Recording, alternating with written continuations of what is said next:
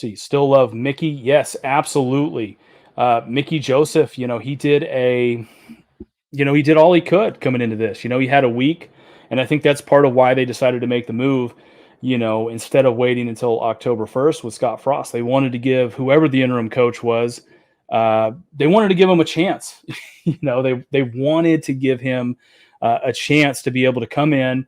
A lot of people weren't really thinking we were going to win this game to begin with. Even the most optimistic Nebraska fans out there probably, I can't really say that we would think that, but you give Mickey Joseph a chance to come in, get his first game underneath him. Let's see what we can do, right? Learn from it, and then you get 2 weeks before we jump into Big Ten play. I think the thing here that I read an article and I set a reminder on my phone here. I'm going to kind of pull my phone out here because I want to make sure I read it to you guys too. I always love checking in on the Cornhuskers and everything like that. The one thing I liked, Mickey Joseph, it's not just one thing, but he did something, and I really like what he did. Let me find this real quick, if y'all will bear with me. Here it is. This was according to Husker 24/7 Sports. He said the music turned off at practices. Mickey Joseph wants his team to bring its own energy. The black shirts aren't around for the time being. Nothing negative there. Mickey Joseph wants his guys to start from scratch and earn them back.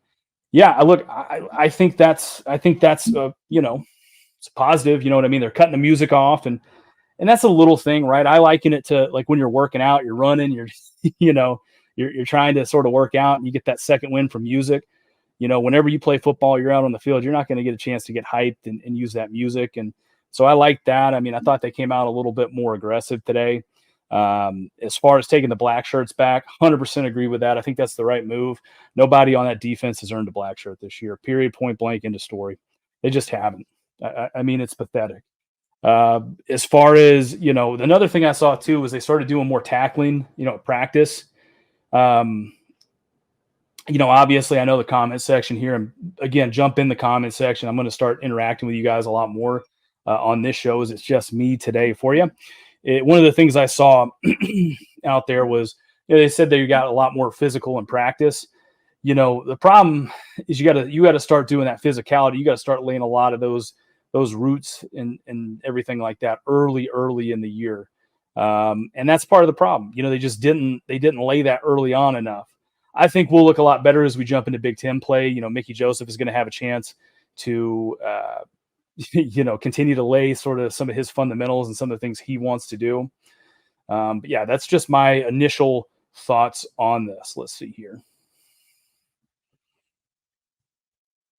It's not the coaches. Let's see here. Yourself says it's not the coaches. It's the players for not executing when they're supposed to blame is on them. They're young men, not kids. No excuse. Yeah. I mean, that is certainly one way to look at it for sure. Sometimes it comes down to execution, which again, that's to me, it's like the chicken and the egg, right? Do you blame the kids for not executing, or do you blame the coaches for not putting the kids in the right position to execute and getting them trained up? So, in practice, they've seen this, they know how this is going to kind of go over and over and over again, right? Let's see here.